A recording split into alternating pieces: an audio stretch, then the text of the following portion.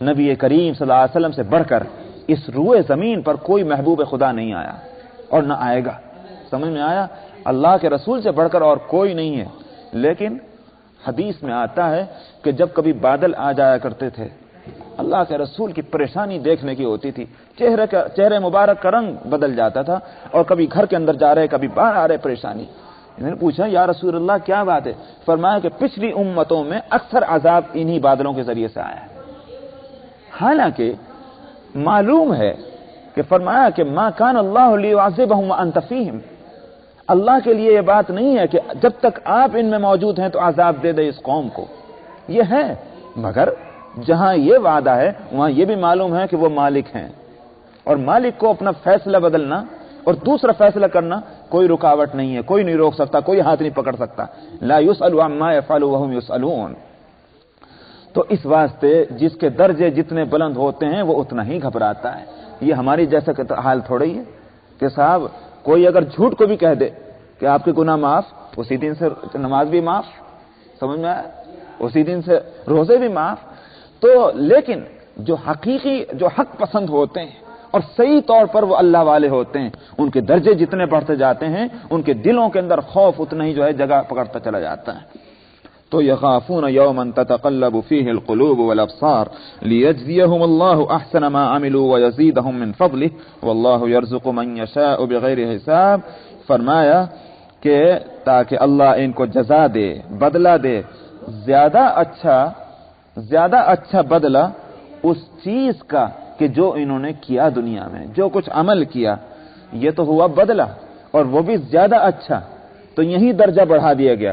فرمایا کہ وَيَزِيدَهُم مِّن فَضْلِهِ، اور پھر اپنی طرف سے کچھ زیادہ بھی کرے اپنے فضل سے. تو بدلہ جو ہے وہ تو عمل کا ملے ہی گا، اور وہ بھی بڑھ کر ملے گا اچھا، اس پر مزید انعام اللہ کی طرف سے دیا جائے گا. سمجھ میں آیا؟ تو وَيَزِيدَهُم مِّن فَضْلِهِ کے معنی یہ ہیں.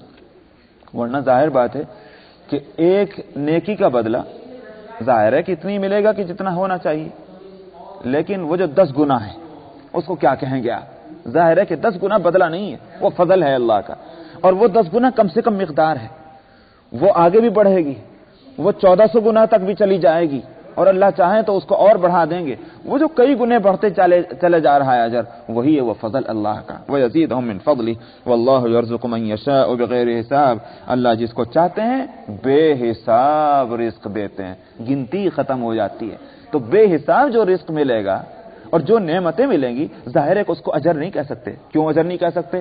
ہمارے اعمال بے حساب نہیں، ہمارے اعمال تو بے حساب نہیں نا. اعمال تو لمیٹڈ ہیں، چاہے ملین ہوں، لیکن ایک لمٹ ہے ان کی. وہاں جو اجر ملے گا وہ بے حساب ملے گا. اس کو فضل ہی تو کہیں گے، اور کیا کہیں گے؟ وہ جزا تھوڑی ہے، وہ تو اللہ کی طرف سے وہ فضل اور انعام ہے. اس لیے فرمایا کہ اللہ رزق دیتا ہے جس کو چاہتا ہے بے حساب. یہاں ایک طرف تو اس سے مراد ہے وہاں کا رزق، اور دوسری طرف یہ مراد ہے دنیا کا رزق بھی. کیا؟ وہ جو وہ نیک لوگ ہیں جن کو یہ اللہ کا ذکر اور اللہ کی یاد غافل نہ کر سکی، اس کے مقابلے میں کچھ لوگ وہ ہیں کہ جو بزنس اور بیوپار میں لگ کر کے یاد خدا سے غافل ہیں. کیوں غافل ہیں؟ اس لیے کہ ان کو روزی چاہیے. اسی کا جواب ہے یہاں واللہ یرزق من یشاء بغیر حساب. اللہ تعالیٰ رزق کا معاملہ تو اللہ نے اپنے ہاتھ میں رکھا، جس کو چاہتا ہے بے حساب دیتا ہے. تم اللہ کو کے مخالف ہو کر یا اللہ کو اپنا مخالف بنا کر دنیا کا بھی کوئی فیض نہیں حاصل کر سکتے. اس لیے اللہ کے کام کو مت چھوڑو، یہ مراد ہے. بس وقت کافی ہو گیا. وآخر دعوانا الحمدللہ.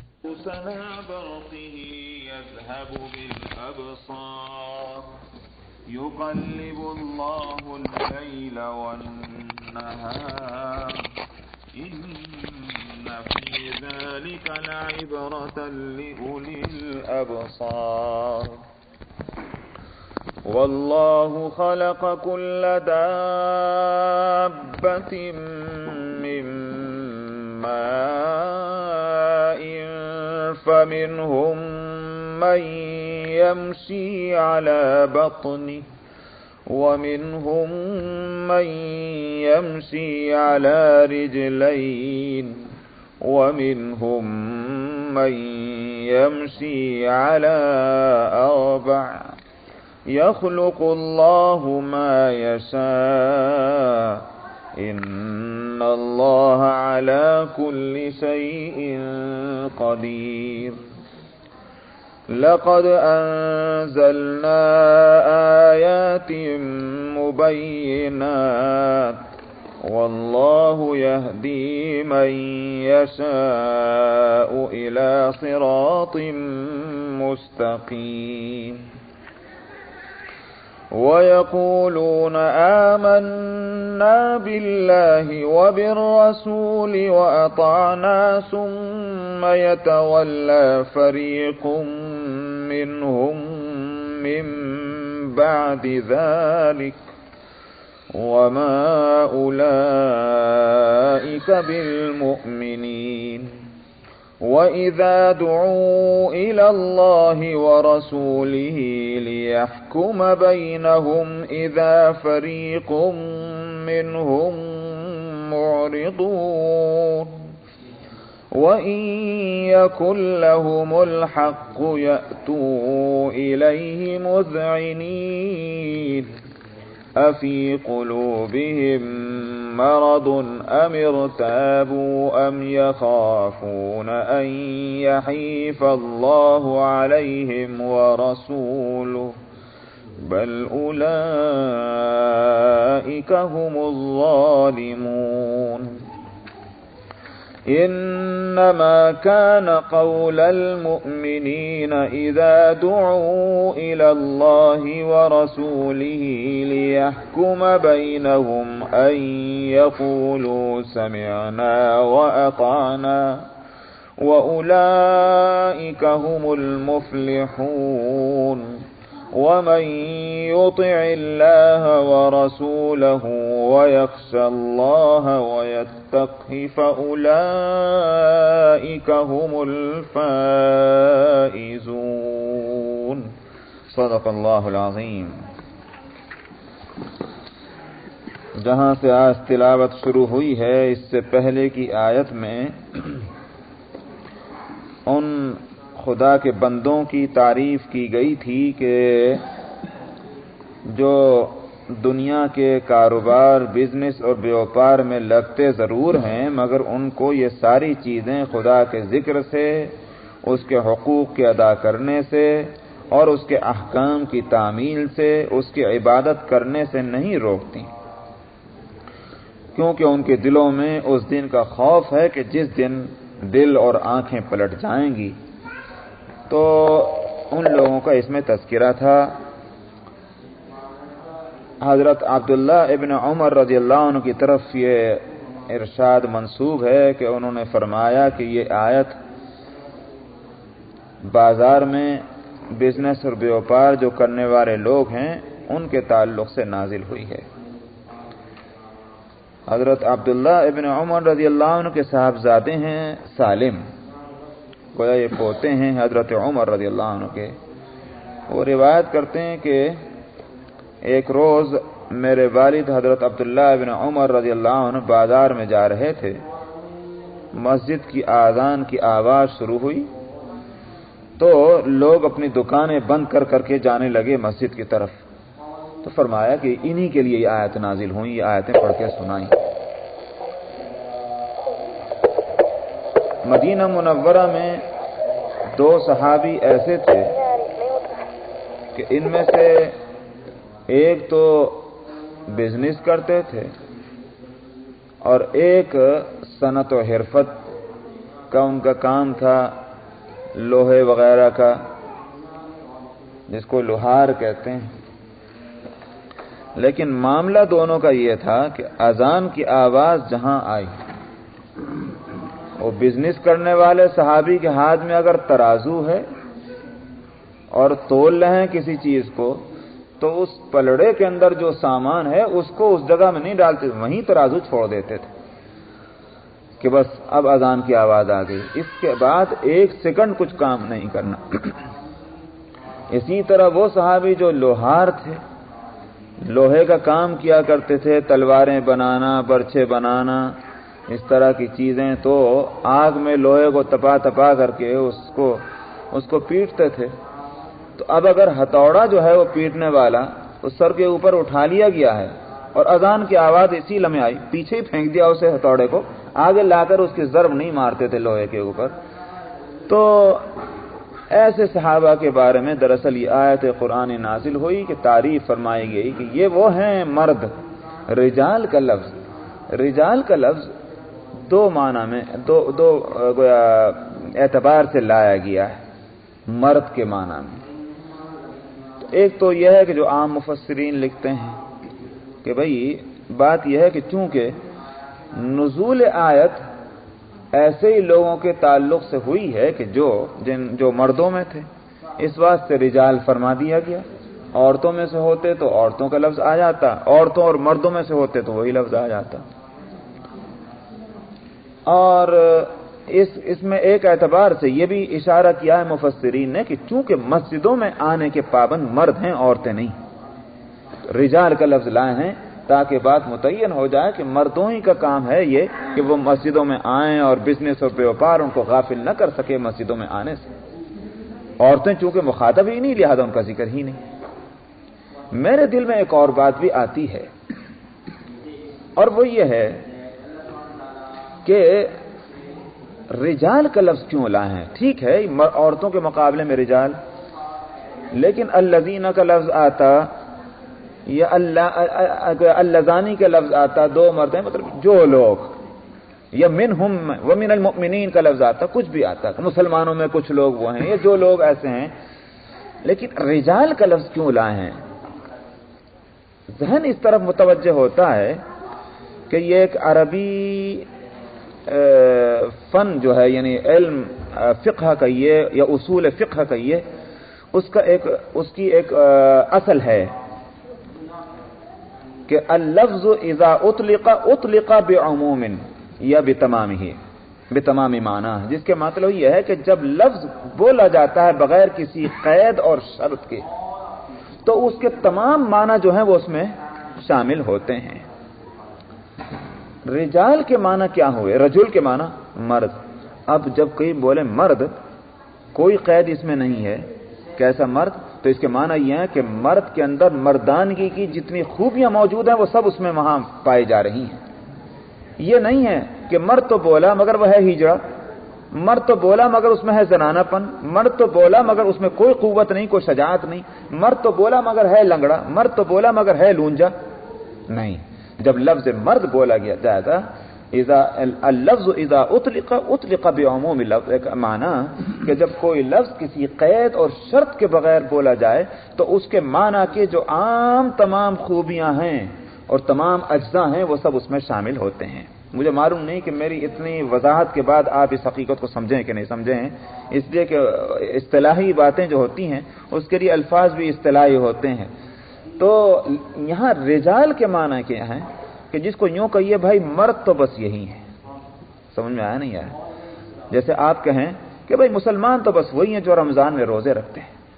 یہ مطلب نہیں کہ اور کیا مسلمان ہی نہیں، آپ نے ان کو اسلام سے خارج کر دیا، نہیں، بلکہ اسلام کے حقوق پورے طور پر یہی لوگ ادا کر رہے ہیں، یہی وہ لوگ ہیں جن کو مسلمان کہا جا سکتا ہے.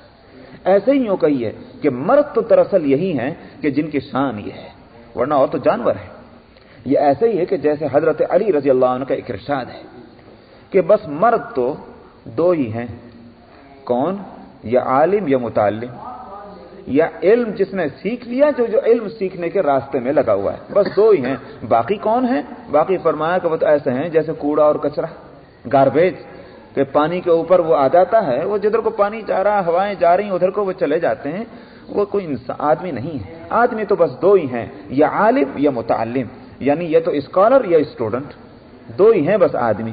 تو اوروں کے آدمی ہونے سے انکار گویا اس معنی کر رہے ہیں کہ ان میں وہ خوبی نہیں کہ جو ایک انسان کے اندر ہونی چاہیے. یہی بات یہاں گویا اس طرف اشارہ ہے کہ رجال کے لانے سے اشارہ اس طرف ہے کہ مردوں کی مردانگی اگر دیکھنی ہو تو پھر وہی لوگ ہیں کہ جن کو دنیا کے دھندے اور دنیا کے مشغلے جو ہیں وہ خدا کے ذکر سے غافل نہیں کرتے. ورنہ اور تو پھر یہ ہے کہ جانوروں کو بھی دیکھ لو وہ بھی کھاتے پیتے پھرتے ہیں، جانوروں کو دیکھ لو تو وہ بھی گھر بنا لیتے ہیں، جانوروں کو دیکھ لو تو سردی اور گرمی سے اپنی حفاظت وہ بھی کر لیتے ہیں. پھر ان میں اور انسانوں میں کیا فرق ہے؟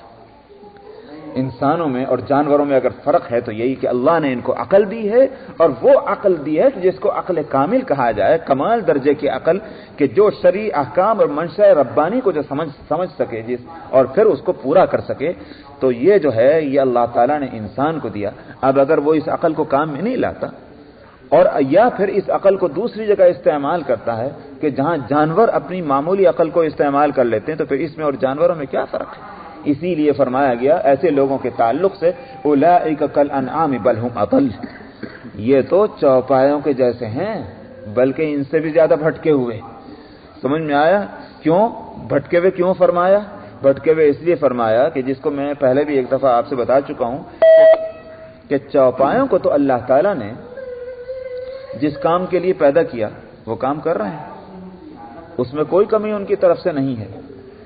اس واسطے وہ تو اپنی جگہ قابل تعریف ہوئے. یہ انسان جس مقصد کے لیے پیدا کیا، جب وہ اس مقصد کو نہ پورا کر رہا ہو تو یہ جانوروں کے درجے میں نہیں، یہ تو جانوروں سے بھی نیچے درجے میں آ جائے گا. اس لیے کہ جانور اپنی پیدائش کے مقصد کو تو پورا کر رہے ہیں، یہ انسان تو اپنی پیدائش کے مقصد کو بھی پورا نہیں کر رہا. اس لیے فرمایا کہ بل ہم اضل، یہ چوپایوں کو جیسے نہیں بلکہ ان سے بھی زیادہ بھٹکے ہوئے ہیں. تو وہ ایسے لوگوں کے بارے میں ہے کہ جو اللہ کے احکام کو نہ سمجھتے ہیں نہ اس کو پورا کرتے ہیں. تو رجال کا لفظ یہاں ایسے لوگوں کے لیے تعریف کے طور پر ہے. بھائی مرد تو بس یہی ہیں. واللہ عالم، اللہ تعالیٰ کے کلمات اور گویا کلام کے حکمتوں کو تو بس وہی بہتر جانے. اب اس کے بعد یہاں اس کے مقابلے میں ظاہر ہے کہ قرآن کی عادت یہ ہے کہ وہ کمپیئر کرتا چلتا ہے، وہ تقابلی مطالعہ کراتا چلتا ہے کہ صاحب ایک طرف اگر اہل حق ہیں تو دوسری طرف اہل باطل، ان کا بھی تذکرہ آ جاتا ہے. اہل باطل کا ذکر ہے تو اہل حق کا ذکر آتا ہے. جنت والوں کا تذکرہ تو جہنم والوں کا ذکر، جہنم والوں کا ذکر آ گیا تو جنت والوں کا تذکرہ. متبعین پیغمبر کا تذکرہ ہے تو مخالفین پیغمبر کا بھی تذکرہ. تو یہ گویا مقابلے کا مطالعہ ہوتا ہے. اس سے آدمی کو فیصلہ کرنے میں بڑی آسانی ہوتی ہے. ورنہ یہ ہے کہ بھئی حق والوں کا یہاں ذکر آ گیا، باطل والوں کا ذکر کہیں آیا، اب ورقوں کو الٹو، اتنی دیر میں آدمی کا جو ہے ذہن پلٹ جائے. بالکل آمنے سامنے مطالعہ ہوتا ہے. تو اب یہاں ان لوگوں کا ذکر آیا کہ جو قابل تعریف ہیں، تو پھر ظاہر ہے کہ ان کے مقابلے میں ان لوگوں کا بھی ذکر آنا ضروری تھا قرآن کی عادت کے مطابق کہ جو گویا جن کی تعریف نہیں کی جا سکتی، وہ اہل کفر ہیں. اہل کفر میں بھی دو قسمیں ہیں. ایک قسم تو وہ ہے کہ جن میں کسی نہ کسی درجے میں فکر آخرت ہے. وہ یہ سمجھتے ہیں کہ ایک انسان جب مرتا ہے تو مرنے کے بعد اس کو اچھے اور برے کا بدلہ ملتا ہے. وہ چاہے کسی رنگ و روپ میں ان کا یہ تصور ہو، لیکن یہ ضرور ہے کہ وہ یہ سمجھتے ہیں کہ انسان کو کسی بیکار نہیں پیدا کیا. اچھا کرے گا تو اس کو اچھائی کا بدلہ ملے گا، اور برا کرے گا تو اس کو برائی کا بدلہ ملے گا. تو ایک تو اس طرح کا تصور رکھنے والے ہیں. ایک گناہ ان میں اچھائی کی فکر پائی جاتی ہے. دوسری قسم ان کفار کی ہے کہ جو اس فکر سے بھی فارغ ہیں. ان کی ہاں یہ فکر ہی نہیں ہے کہ کوئی دنیا میں اچھائی اور برائی ایسی بھی ہے کہ جس کا بدلہ اس زندگی کے بعد ملنے والا ہے. تو ایمان تو پورے طور پر نہ ان کے پاس نہ ان کے پاس، نہ پیغمبر کو یہ نہ مانتے نہ وہ مانتے ہیں، نہ قرآن کو یہ مانتے نہ وہ مانتے ہیں. لیکن گویا یوں کہیے کہ دونوں میں تھوڑا تھوڑا سے فرق ہے. قرآن دونوں کی ایک بہت اچھی مثال دے رہا ہے یہاں پر. پہلی مثال تو ان لوگوں کی جن میں تھوڑی سی فکر موجود ہے. فرمایا کہ والذین کفروا اعمالهم کسراب بقیعۃ یحسبه الظمآن ماء. فرمایا کہ ان کافروں کی مثال کیسی ہے، ان کے اعمال کی مثال. جو لوگ کفر کر رہے ہیں لیکن تھوڑی سی فکر ان میں موجود ہے اچھائی اور برائی کی. فرمایا کہ ان کے اعمال کی مثال ایسی ہے کہ جیسے چٹیل میدان میں ریت دور سے چمکتا ہوا کیسے نظر آتا ہے؟ معلوم ہوتا ہے جیسے ندی بہ رہی ہے. اسی کو کہتے ہیں سراب.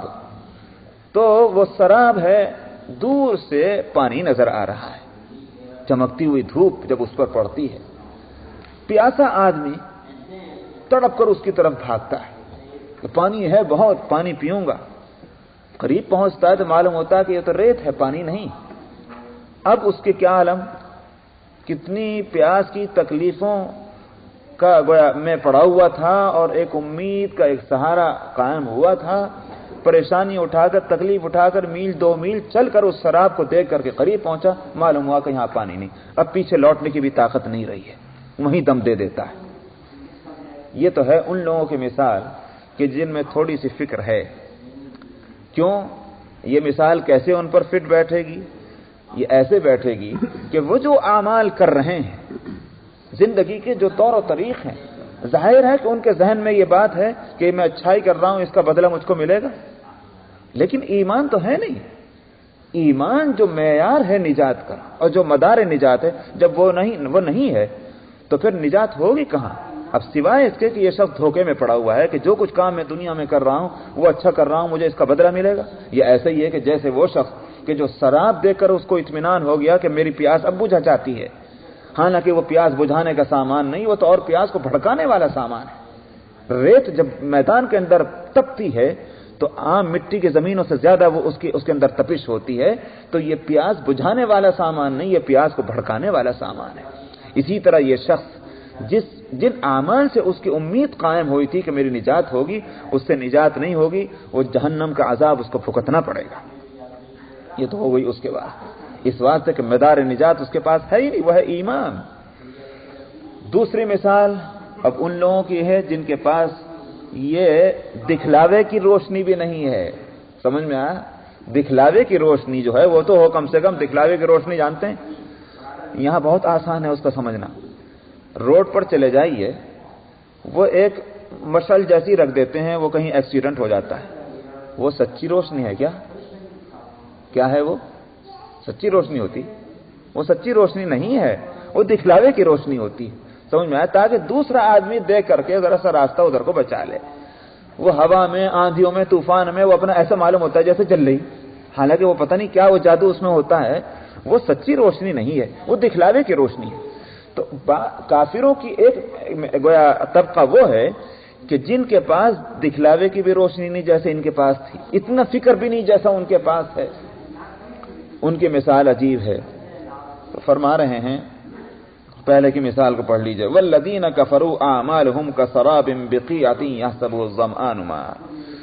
جنہوں نے کفر کیا ہے ان کے اعمال ایسے ہیں جیسے سراب ایک چٹیل میدان میں، بقیعہ یحسبہ الظمآن ماء، پیاسا اس کو خیال کرتا ہے پانی، حتی اذا جاءہ لم یجدہ شیئا، یہاں تک کہ جب اس کے قریب آیا تو کچھ بھی نہیں اس کے ہاتھ آیا، لم یجدہ شیئا ووجد اللہ عندہ، اور وہاں اللہ کو اپنے پاس پایا۔ اللہ کو پاس پانے کے معنی اللہ کے حکم اور فیصلے کو پاس پانا، وہ کیا ہے؟ موت۔ موت جو ہے وہ اللہ کے فیصلہ، موت کے تعلق سے وہ وہاں اس کو مل گیا۔ کیا ہوا؟ موت آ گئی۔ اس واسطے کہ اب تاب نہیں ہے سانس لینے کی، موت آئی تو موت اس کے وقت سے پہلے نہیں آئی، وقت کے بعد نہیں آئی۔ اللہ نے جس کی جتنی عمر لکھ دی ہے اتنی ہی اس کی عمر پوری ہوتی ہے، تو یہاں سے یہ خیال نہ ہو کہ شاید وقت سے پہلے مر گیا، نہیں، فرمایا کہ فوجد اللہ عندہ فوفاہ حسابہ، اللہ میاں نے اس کی زندگی کا حساب پورا صاف کر دیا، جتنے دن اس کو زندگی کے دیے تھے وہ پورے کر دیے ہیں۔ اب وہاں کیا ہوا؟ موت آ گئی اس کی۔ یہ تو ہے مثال اس کافر کی۔ واللہ سریع الحساب، اور اللہ میاں کو حساب کرنے میں زندگی کا کچھ دیر نہیں لگتی، کوئی سامان ان کو نہیں مہیا کرنا پڑتا۔ زندگی کا ایک اس دنیا کی زندگی ختم کرنے میں کسی انسان کے اللہ میاں کو ذرا دیر نہیں لگتی، فوراً سیکنڈوں میں ہو جاتا ہے۔ یہ ایسا ہی کہ جیسے قرآن شریف فرمایا ان اجر اللہ اذا جاء لا یؤخر، تو وہی مطلب جب کسی کی اجر اور کسی کی موت، کسی کا آخر وقت آتا ہے اس میں ذرہ برابر تاخیر نہیں ہوتی۔ تو یہ مثال ہوئی پہلے قسم کی کافروں کی۔ دوسری مثال لیجئے، او کظلمات فی بحر لجی یغشاہ موج من فوقہ موج من فوقہ سحاب، فرمایا کہ ایک تاریک اور گہرے سمندر کی مثال، او کظلمات، یا ان کے اعمال کی مثال ایسی اندھیریوں کی ہے جو بڑے گہرے سمندر میں اندھیریاں، پھر وہ گہرا سمندر ہی نہیں، اس کے اوپر زبردست موجیں ہیں، پھر ایک موج نہیں، موجوں کے اوپر موجیں ہیں، یغشاہ موج من فوقہ موج من فوقہ، اور فرمایا کہ اس کے اوپر سے بادل ہیں۔ ایسا بھی نہیں کم سے کم چاند چمک رہا ہو، یہ بھی نہیں کہ صاحب اس میں کہیں ستارے کہیں چمک رہے ہوں، راتوں کی اندھیریاں اور بادل والے راتوں کی اندھیریاں، گہرے سمندر کی اندھیریاں، وہ گہرا سمندر جس کے اوپر موجوں کے اوپر موجیں ہیں، کیا عالم ہوگا اندھیریوں کا اس سمندر کے اندر؟ فرمایا کہ بس اندھیریوں کا یہ عالم ہے، ہاتھ کو ہاتھ سجھائی نہیں دیتا۔ سمجھ میں آیا؟ اسی کو فرما رہے ہیں کہ اذا اخرج یدہ لم یکد یراہا، ہاتھ بھی اگر نکال کر دیکھنا چاہیں تو اس کو نہ دیکھ سکے۔ ہاتھ کو ایک تو محاورہ بھی ہے، لیکن اس محاورے کے پیچھے حقیقت کیا ہے اس کو بھی سن لیے۔ یہ کیوں کہتے ہیں کہ ہاتھ نہیں سجائی دیتا؟ یوں بھی تو کہہ سکتے تھے کہ بھئی ناک نہیں سجائی دیتی، مگر اصل میں انسان کے تمام اعضاء میں ہاتھ ایک ایسا عضو ہے کہ جس کو اپنی آنکھ سے جتنا قریب کرنا چاہے اتنا قریب کر سکتا ہے، سمجھ میں؟ اور کسی عضو کو آنکھ سے جتنا قریب کرنا چاہے اور جتنا دور کرنا چاہے دوسرے عضو میں یہ بات نہیں۔ بدن کے یہی حصہ ایسا ہے کہ انسان اپنی آنکھ سے جتنا قریب کرنا چاہے اتنا قریب کر لے اور جتنا دور کرنا چاہے کر لے۔ اس واسطے ہاتھ کو محاورے میں کہا جاتا ہے کہ بھئی ہاتھ کو ہاتھ سجائی نہیں دیتا، کیونکہ ہاتھ ہی وہ چیز ہے کہ جس کو اگر آدمی دیکھنا چاہتا ہے تو قریب سے دیکھنا چاہے قریب کر کے دیکھ لے، دور سے دیکھنا چاہتا ہے دور کر کے دیکھ لے۔ تو فرمایا کہ اذا اخرج یدہ لم یکد یراہا، ان اندھیریوں کے اندر یہ عالم ہے کہ ہاتھ کو بھی اگر نکال کر دیکھنا چاہیں تو نظر نہ آئے۔ وَمَن لَّمْ يَجْعَلِ اللَّهُ لَهُ نُورًا فَمَا لَهُ مِن نُور، یہ ہے مثال ان لوگوں کی، یہ تو اندھیریوں میں پڑے ہوئے ہیں، ان کے پاس تو وہ مصنوعی اور وہ دکھلاوے کی روشنی بھی نہیں جو اس کے پاس تھی، جس میں تھوڑی سی فکر آخرت تھی، لہذا یہ دنیا میں بھی اندھیریوں میں پڑے ہوئے ہیں، آخرت میں ان کو کہاں سے روشنی مل جائے گی؟ فرمایا کہ وَمَن لَّمْ يَجْعَلِ اللَّهُ لَهُ نُورًا فَمَا لَهُ مِن نُور، اللہ نے جس کے واسطے کوئی روشنی نہیں رکھی، کوئی نور نہیں رکھا، اس کو کہاں سے کوئی نور مل سکتا ہے؟ أَلَمْ تَرَ أَنَّ اللَّهَ يُسَبِّحُ لَهُ مَن فِي السَّمَاوَاتِ وَالْأَرْضِ وَالطَّيْرُ صَافَّاتٍ، یہاں جب دو قسم کے لوگوں کا گویا مطالعہ کرا دیا تو پھر ایک کا معقول ہونا اور دوسرے گویا طبقے کا نامعقول ہونا اور ان کے بے فکری اور غفلت کی نامعقولیت کو واضح کرنے کے لیے دلیل دے رہے ہیں یہاں۔ کیا تم نہیں دیکھتے؟ یعنی دلیل کے معنی یہ ہے کہ ایک دلیل تو وہ ہوتی ہے کہ جس کے واسطے جس کو سمجھنے کے لیے ڈگریاں چاہیے، یونیورسٹیوں میں کالجوں میں جا کر پی ایچ ڈی کی ڈگری لیں تب کہیں جا کر وہ دلیل سمجھ میں آئے گی، تو ایسا نہیں۔ فرما رہے ہیں ایک دلیل ایسی کہ جس کو یوں کہا کرتے ہیں بھائی اندھے کو بھی نظر آ جائے، سمجھ میں آئے؟ ایک مبالغہ ہی صحیح، لیکن کہتے ہیں کہ یہ تو بھائی ایسی چیز ہے جو اندھے کو بھی نظر آ جائے، جو باولے کے بھی عقل میں آ جائے، تو وہ ایسی بات ہے۔ أَلَمْ تَرَ أَنَّ اللَّهَ يُسَبِّحُ لَهُ مَن فِي السَّمَاوَاتِ وَالْأَرْضِ، کیا نہیں دیکھتے تم اس بات کو کہ اللہ سبحانہ و تعالیٰ کی ذات وہ ہے کہ اس کے لیے جو کچھ آسمانوں میں ہے اور زمین میں ہے وہ سب اس کی تسبیح پڑھتے ہیں۔ تو یہاں ایک بات تو یہ ہے کہ تمہارا اللہ میاں ایسا نہیں کہ جو نہ جانا اور نہ بوجھا ہو، دنیا کی ہر چیز اور ذرہ ذرہ جو ہے وہ اس سے واقف اور اس سے آشنا ہے۔ تمہارا یہ عذر کسی وقت چلے گا نہیں، اور اللہ میاں ہمیں تو کوئی بتانے والا بھی نہیں تھا کہ ہمارا کوئی اللہ ہے۔ دنیا کی ہر چیز جس ذات سے آشنا ہو اس ذات کے بارے میں تم کہہ سکتے ہو کہ ہم تو واقف نہیں۔ یہیں سے وہ بات بھی سمجھ میں آ جانی چاہیے کہ جو لوگ یوں کہا کرتے ہیں کہ صاحب جو لوگ پہاڑوں میں رہتے ہیں جنگلوں میں رہتے ہیں وہ کیسے جہنم میں جائیں گے؟ ٹھیک ہے، ان کے پاس اگر پیغمبر کی تعلیمات نہیں پہنچی ہیں، لیکن خدا کے وجود کے تعلق سے تو ان کو جو سمجھ اور عقل دی ہے اس سے تو انکار نہیں کیا جا سکتا۔ وہ اللہ نے وہ سمجھ اور عقل اسی لیے دی ہے تاکہ خدا کے وجود کو وہ سمجھ سکیں، اور جس وجود سے دنیا کا ذرے میں سے کوئی ذرہ ایسا نہیں جو انکار کر سکتا۔ أَلَمْ تَرَ أَنَّ اللَّهَ يُسَبِّحُ لَهُ مَن فِي السَّمَاوَاتِ وَالْأَرْضِ، کیا نہیں دیکھتے کہ اللہ کی ذات وہ ہے کہ آسمان اور زمینوں میں جو کچھ ہے وہ اس کی تسبیح پڑھتے ہیں۔ اور وَالطَّيْرُ صَافَّاتٍ، تسبیح پڑھنے کی کیا صورت؟ یہ مضمون پہلے بھی آ چکا۔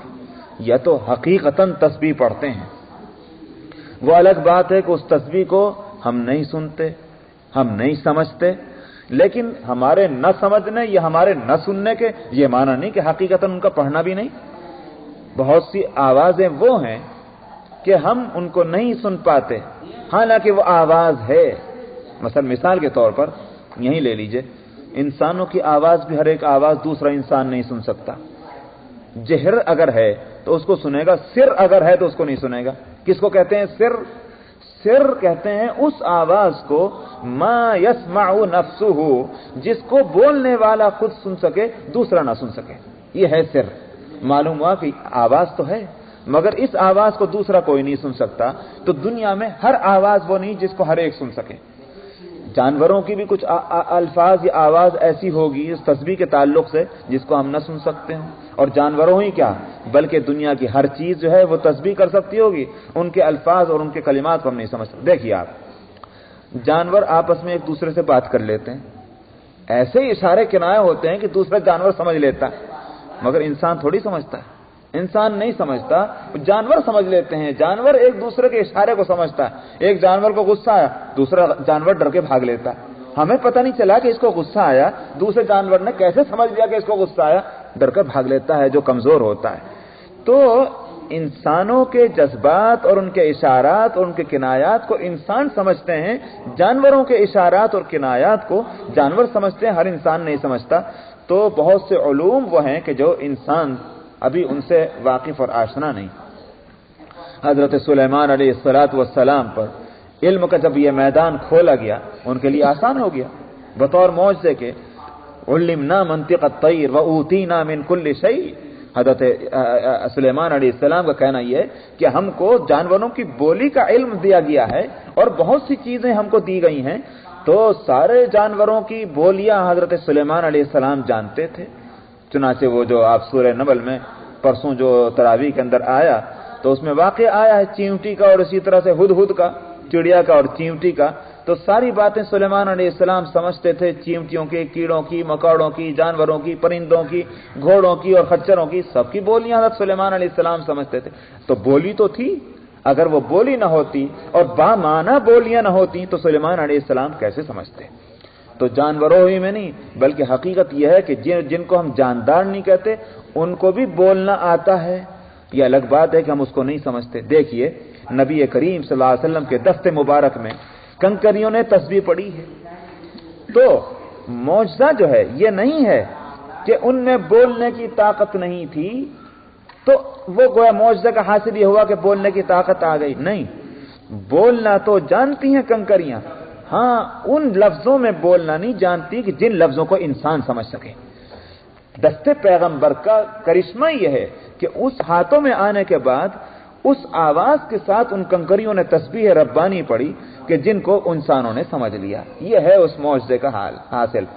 تو دنیا کی ہر چیز تسبیح پڑھ سکتی ہے. اسی فرمایا کل قد علم صلاته وتسبیحہ, کہ ہر چیز ان میں کی اپنی نماز اور تسبیح کو جانتی ہے. تو یہ تو یوں کہیے کہ حقیقتاً تسبیح مراد ہے, یا پھر جس مقصد کے لیے جس کو پیدا کیا گیا اس مقصد کو پورا کرنا, یہی اس کی نماز اور یہی اس کی تسبیح ہے. یہی اس کی تسبیح ہے. ہمیں اللہ نے جن عبادتوں کے لیے پیدا کیا وہی عبادتیں کرنا دراصل ہماری تسبیح اور نماز ہے, اور پتھروں کو جس مقصد کے لیے پیدا کیا ان مقصد کو پورا کرنا وہی اس کی نماز اور تسبیح ہے, یوں بھی کہا جا سکتا ہے. مثلا ہمارے بدن کے اعضاء, بدن کے حصے, ہمارے بدن کے حصوں کو اللہ نے جس مقصد کے لیے پیدا کیا اس مقصد کے وہ فرما بردار ہیں. ناک کو سونگھنے کے لیے پیدا کیا, ناک جو ہے اس سے چکھنے کا کام نہیں لے سکتے. زبان کو چکھنے کے لیے کام لیا گیا, اس سے سونگھنے کا کام نہیں لے سکتے. تو جس مقصد کے لیے جن چیزوں کو پیدا کیا گیا ہے وہ مقصد گویا اس سے پورا ہونا یہی اس کے حق میں عبادت ہے. تو یہ بھی ہو سکتا ہے گویا عبادت تکوینی, عبادت شرعی نہیں. تو فرما رہے ہیں کہ کیا نہیں دیکھتے اس بات کو کہ تسبیح پڑھتی ہیں اس کی جو کچھ آسمانوں میں اور زمین میں ہے, اور اسی طرح پرندے پر پھیلا ہوئے آسمانوں میں. ہوا میں آپ کسی چیز کو تو پھینکیے, اور کاغذ ہی کو پھینکیں, پیپر کے ایک ٹکڑے کو پھینکیں, کہاں جاتا ہے وہ؟ اڑ کر نیچے آ لیتا ہے. ہر وزن والی چیز وہ اوپر جا کر جہاں تک آپ کے اندر طاقت ہے وہ اس طاقت کے بل پر جاتی, لیکن جہاں آپ کے پھینکنے کی طاقت ختم ہوئی نیچے آ لیتی, جس کو کہتے ہیں وہ کشش ثقل. زمین کی کشش جو ہے وہ ہر چیز کو اپنی طرف کھینچتی. ہاں جہاں تک زمین کی کشش کام کر رہی وہیں تک ہے, زمین کی کشش اور کھینچنے کی طاقت ختم ہو جائے تو وہ الگ مسئلہ ہے, وہاں جا کر وہ بیچ میں لٹک جاتا ہے. لیکن سوال تو اس ایریے کا ہے کہ جہاں تک زمین کی کشش جو ہے وہ کام کر رہی ہے، یہ پرندے کہیں کو نیچے نہیں گرتے؟ یہ ہوا میں ان کو کس نے ٹھہرا رکھا؟ ان میں بھی تو جسم ہے، ان میں آخر وزن ہے، تو پھر یہ کیوں ٹھہرے ہوئے ہیں، کیسے ٹھہرے ہوئے ہیں؟ پھر عجیب تماشا کیا ہے کہ آپ دیکھیے کچھ تو پرندے وہ ہیں کہ پھڑ پھڑ پھڑ پھڑ اسی طرح سے پروں کے ذریعے سے ہوا کو وہ کاٹتے ہوئے چلتے ہیں، کچھ پرندے وہ ہیں کہ ان کو اس کی بھی ضرورت نہیں، پر پھیلا دیے جہاز کی طرح سے تیرتے ہوئے چلے جا رہے ہیں، ان کو ہوا کو کاٹنے کی بھی ضرورت نہیں، پروں کو بالکل ایسے ٹھہرے ہوئے ہیں فضا کے اندر کہ جس طرح سے پانی پر کوئی چیز ٹھہر جائے یا زمین پر ٹھہر جائے۔ تو یہ بھی نہیں کہ ایک ہی طریقے پر اڑتے ہیں، مختلف طریقوں پر اڑنے والے پرندے بتلائے گئے ہیں، ورنہ ہو سکتا تھا کہ آپ ایک سبب متعین کر کے کہہ دیتے کہ دراصل یہ ہے سبب، اللہ میاں کے وجود کی کوئی ضرورت نہیں۔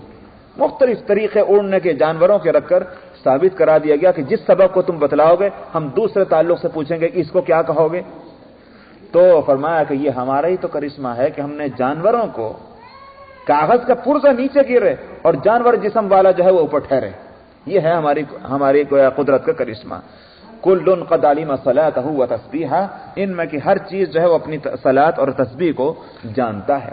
حضرت داؤد علیہ السلام یہ اپنی تسبیح کو تو کیا، حقیقت یہ ہے دوسروں کی تسبیح کو بھی جانتے ہیں جناب۔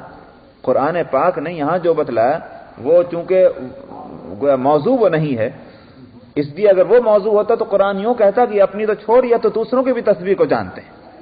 حضرت داؤد علیہ السلام کے تعلق سے آتا ہے کہ جب وہ زبور کی تلاوت کیا کرتے تھے تو لحن داؤدی، سبحان اللہ، تو اس میں یہ ہوتا تھا کہ اس کائنات کی ایک ایک چیز جو ہے وہ گوش پر آواز ہو جاتی تھی، سننے کی طرف متوجہ ہو جاتی تھی حضرت داؤد علیہ السلام کی اس پرکیف اور پردرد آواز کو۔ پرندے اوپر پرے باندھ کر ٹھہر جاتے تھے اور آگے ادھر ادھر فرشتے اور آگے انسان اور ان کے پیچھے جنات اور ان کے پیچھے جانور، اس طرح سب کے سب جو ہیں وہ حضرت داؤد علیہ السلام کی قراءت سننے کے واسطے اکٹھے ہوا کرتے تھے۔ آج اللہ میاں کا کلام سننے کے لیے، قرآن سننے کے واسطے آدمی نہیں آتے، تو اس واسطے کہ نہ پڑھنے والوں میں وہ جان نہ سننے والوں میں وہ جان۔ قرآن میں تو جان اپنی جگہ موجود ہے، وہاں تو قصہ یہ ہے کہ داؤد علیہ السلام پڑھنے والے تھے، جلیل القدر پیغمبر۔ تو جانور اور کائنات کی ایک ایک چیز جو ہے وہ دوسروں کی تسبیح کو بھی جانتی ہے۔ حدیث میں آتا ہے کہ جب ایک طالب علم سیکھنے کے لیے گھر سے باہر نکلتا ہے تو چیونٹیاں اپنے بلوں میں اور مچھلیاں سمندروں کے اندر اس کے لیے دعائیں خیر کرتی ہیں، اے اللہ اس کے ساتھ مہربانی کا معاملہ فرما۔ تو اس مضمون کو میں پہلے بھی بتلا چکا ہوں کہ کیوں کرتی ہیں وہ دعائیں، لیکن یہاں یہ بتلانا یہ ہے ان کو اتنی سمجھ، چیونٹیوں کو اور مچھلیوں کو اتنی سمجھ اور اتنا شعور ہے کہ وہ سمجھتے ہیں کہ یہ انسان کس کام کے لیے جا رہا ہے۔ سمجھ میں آیا؟ کس کام کے لیے جا رہا ہے؟ یہ اس کام کے لیے جا رہا ہے کہ اس کام کی برکت سے یہ دنیا اور کائنات جو ہے ٹھہری رہے گی، اس میں ہماری بھی خیر ہے۔ اتنی دور کی بات جو ہے وہ چیونٹیاں بھی جانتی ہیں اور مچھلیاں بھی جانتی ہیں، اس واسطے وہ دعائیں خیر کرتی ہیں اس طالب علم دین کے واسطے۔ تو یہاں تک ہے اللہ سبحانہ و تعالی اور اس کی مرضیات کی معرفت ان ساری مخلوقات کو حاصل ہے۔ تو یہاں بتلانے کا حاصل یہ ہے کہ جن کو کائنات کی ایک ایک چیز جانتی ہو، جن باتوں کو، اور جس ذات سے ہر ایک چیز ڈرتی ہو اور اس کا کلمہ پڑھتی ہو، ظالمو تمہیں کیا ہو گیا کہ تم اس سے اتنے غافل ہو؟ اس لیے یہ فرمایا گیا واللہ علیم بما یفعلون، اور فرمایا کہ اللہ میاں تو واقف ہیں جو کچھ یہ دنیا میں کرتے ہیں، یہ نہیں کہ ان کا ریکارڈ جو ہے وہ ضائع ہو جائے گا، ایک ایک چیز جو ہمارے علم ہے اس کا بدلہ ملے گا، اچھائی کا بدلہ اچھائی سے اور برائی کا بدلہ برائی سے۔ وَلِلَّهِ مُلْكُ السَّمَاوَاتِ وَالْأَرْضِ، اور یہ نہ سمجھ لیں کہ جب موقع آئے گا ادھر کو نکل کے بھاگ جائیں گے، یہاں کو چھپ جائیں گے۔ چھپنے اور نکل کر بھاگنے کی کوئی صورت نہیں، جہاں جاؤ گے وہاں اللہ ہی اللہ ہے، ساری حکومت اللہ کی ہے۔ وہ جیسے میں نے پہلے بھی واقعہ سنایا تھا، ایک ہم جیسا گنہگار جو تھا کہ جن کی زندگیاں رات اور دن گناہوں میں گزرتی ہیں، اور ہماری مثال واقعی وہ اکبر اس نے خوب کہی ہے، جانتا تو ہوں ثواب طاعت و زہد پر طبیعت ادھر نہیں آتی، سارا علم ہونے کے باوجود پھر دیکھو تو گناہ میں ہم لوگ کتنے جری۔ تو ایک ہمارے جیسا کوئی تھا، کسی بزرگ کے پاس پہنچا اور جا کر کہا حضرت یہی شعر پڑھ دیا ہوگا اکبر والا شعر کہ حضرت وسیع عالم ہے، اب گناہ ہوتے ہیں، کوئی ایسی نصیحت فرمائیے کہ گناہ نہ ہو مجھ سے، جانتے ہوں مسئلے تو معلوم ہے، گناہ کرنا بہت بری بات ہے، مگر کیا کروں پھر بھی گناہ ہوتے ہیں۔ فرمایا کہ اچھا گناہ ہوتے ہیں تو ٹھیک ہے، اگر گناہ ہوتا ہے تو جب گناہ کیا کرو تو ایسا کرو کہ اللہ میاں کا جو رزق ہے وہ کھانا چھوڑ دیجو۔ فرمایا کہ یہ کیسے ہو سکتا ہے؟ اللہ میاں کا رزق کیسے چھوڑ دوں گا؟ نہیں، کسی اور کا رزق کھا لینا، اور کہاں کس کا رزق کھاؤں گا؟ جو بھی کچھ چیزیں ہیں دنیا میں کھانے کی وہ اللہ ہی کی ہیں، تو یہ تو ہو نہیں سکتا میں کسی اور کا رزق کھاؤں گا تو اللہ ہی کا رزق کھاؤں گا۔ فرمایا کہ اگر ایسا ہے تو پھر پینا چھوڑ دینا اللہ میاں کے پانی کا۔ فرمایا کہ جہاں بھی ہوگا اللہ کا پانی ہوگا، اور کس کا پانی ہوگا؟ فرمایا کہ اچھا اگر کھانا پینا نہیں چھوڑ سکتے تم اللہ کا تو اللہ میاں کی زمین سے نکل جانا، کہیں اور جا کر گناہ کر لینا۔ عرض کیا کہ حضرت کہاں جاؤں گا؟ جہاں جاؤں گا اللہ کی زمین ہے، اللہ کی زمین سے نکل کر تو جا نہیں سکتا۔ فرمایا کہ اگر یہ نہیں کر سکتے تو اللہ میاں کے آسمان کے نیچے سے نکل جانا اگر گناہ کرنا ہے۔ عرض کیا کہ حضرت یہ تو اس سے بھی زیادہ ناممکن، زمین سے نکل کر نہیں جا سکتا تو آسمان کے نیچے سے کہاں جاؤں گا؟ فرمایا تو اگر یہ نہیں کر سکتے تو ایک کام اور کر لینا، اللہ میاں کی نظروں سے نکل کر چلے جانا، اللہ میاں کے سامنے مت رہنا۔ عرض کیا کہ حضرت یہ تو اس سے بھی زیادہ کہیں ناممکن ہے، جہاں جاؤں گا وہاں اللہ ہی اللہ ہیں، اللہ کے علم سے، اللہ کی آنکھوں سے نکل کر میں کہاں جاؤں؟ فرمایا تو تجھے شرم نہیں آتی؟ اللہ کی آنکھوں کے سامنے، اس کے علم میں رہتے ہوئے، اس کے آسمان کے نیچے، اس کے زمین کے اوپر، اس کا کھاتے ہوئے، اس کا پیتے ہوئے پھر گناہ کرتے ہو اور مجھ سے کہتے ہو کہ نصیحت کر دو۔ اتنا رویا وہ، اتنا رویا، اس کی بھی کم سے کم اتنا تو تھا کہ وہ نصیحت لینے کے واسطے چلا گیا تھا اور کارآمد نصیحت مل گئی تو اس کی زندگی کا نقشہ بدل گیا۔ آج ہمارا تو عالم یہ ہے کہ نہ ہم نصیحت لینے جائیں اور کہیں نصیحت بھی ہو رہی تو اس میں ہم یوں تلاش کرتے ہیں انگلی رکھنے کی جگہ کہاں ہے۔ سمجھ میں آیا؟ یہ جو ہیں تقریر کرنے والے صاحب کون سی ایسی بات بول جاتے ہیں کہ جہاں آگے جا کر میں پروپیگنڈا کر سکوں؟ یہ ہے ہمارا حال۔ تو جس کو کہیے کہ نیکی برباد گناہ لازم، ہمارے میں واقعی بڑی گندی ایک مثال ہے، لیکن میں آپ لوگوں کے رینے میں اپنے لیے کہتا ہوں، ہماری مثال یہ ہو کے رہ گئی ہے جس کے لیے ایک ہی لفظ بولا جا سکتا ہے اس مثال کے لیے کہ نجاست خور جانور کی طرح سے۔ نجاست خور جانور وہیں منہ مارتا ہے جہاں نجاست ہے، وہ اس کو صاف ستھری چیزوں سے کوئی سروکار نہیں، اس کو اللہ نے اس کی غذا جو ہے گندی چیزوں کو بنایا ہے، وہ گندی جگہ منہ مارتا ہے۔ ٹھیک ہماری حالت یہ ہو گئی ہے کہ اچھائیوں میں سے گندگیوں اور خرابیوں کو ہم نکال کر لاتے ہیں، منتخب کرتے ہیں اور اچھائیوں کو چھوڑ دیتے ہیں۔ تو اول تو ہم کو توفیق نہیں نصیحتیں سیکھنے کے لیے، نصیحتوں کو حاصل کرنے کے لیے جانے کی۔ پہلے لوگ نصیحت کے طلبگار ہزار میل کے جو ہے سفر کیا کرتے تھے، اس لیے کہ فلاں جگہ پر فلاں بزرگ ہیں، ان کی خدمت میں جا کر رہیں گے، ان کی صحبتوں سے فائدہ اٹھائیں گے، ان کی نصیحتوں سے اپنی دنیا اور آخرت کو سنواریں گے۔ آج ہم لوگوں کو کہیں کا سفر کرا لیجئے، ڈالروں کا اگر چکر ہے تو کہیں کا سفر بھی کرا لیجئے، اور اگر کہیں نصیحت کا مسئلہ ہے وہ کوئی چیز نہیں، وہ کوئی چیز نہیں ہے۔ کیا واقعی آج ہماری حالت ہے؟ بس اللہ میاں دے رہے ہیں کھانے کو تو ہم سمجھ رہے ہیں کہ ہم مقبولان بارگاہ خداوندی ہیں۔ سمجھ میں آیا؟ جو کافروں کا عالم تھا وہ بھی تو یہ کہا کرتے تھے، ارے ہم تو اللہ میاں کے مقبول ہیں۔ کیوں؟ تم کہاں سے مقبول ہوئے؟ اپنے دوستوں کو کون بھوکا مارتا ہے؟ تمہیں دیکھو، تمہیں کھانے کو نہیں ملتا، تمہارے بدن پر کپڑے نہیں ہیں، تم اگر اللہ کے دوست ہو تو اپنے دوستوں کو پریشانی میں کون رکھتا؟ ہمیں دوست اللہ کے، ہماری بلڈنگیں دیکھ لو، ہمارے کپڑے دیکھ لو، ذرا ہمارے بدن دیکھ لو، چٹکی مارو تو خون کے فوارے پھوٹ پڑے، تندرستی اور صحت کا عالم تو ہمارا ہی ہے۔ ہمیں اللہ کے دوست، تم ہو اللہ کے دوست۔ جو دھوکہ ان کو تھا آج ہمارا بھی وہی دھوکہ ہے۔ سمجھ میں آیا؟ اسی کو ہم نے دنیا اور آخرت کی کامیابی سمجھا ہے۔ تو نصیحت اول تو حاصل نہیں کرتے، اور حاصل کرتے ہیں تو اس کو اس طرح پلے نہیں باندھتے۔ واقعی اس نے پلے باندھا، رویا، خوب رویا، اور اپنی زندگی کا نقشہ اس نے بدل ڈالا۔ کاش اللہ نے ہمیں بھی ایسی توفیق دے دے۔ تو فرمایا کہ وَلِلَّهِ مُلْكُ السَّمَاوَاتِ وَالْأَرْضِ، اللہ ہی کے واسطے ہے حکومت آسمان اور زمین کی، اور اس لیے بچ کے بھی نہیں جا سکتے دنیا میں، اور وَإِلَى اللَّهِ الْمَصِيرُ، اور کشاں جانا پڑے گا اسی کی طرف جہاں جا کر تم کو اپنی زندگی کے سارے حساب چکانے ہوں گے۔ وَإِلَى اللَّهِ الْمَصِيرُ، اللہ کی طرف ٹھکانا ہے۔ بس جتنی آیتیں پڑھتے ہیں اتنا ہوتا نہیں۔ وآخر دعوانا الحمدللہ۔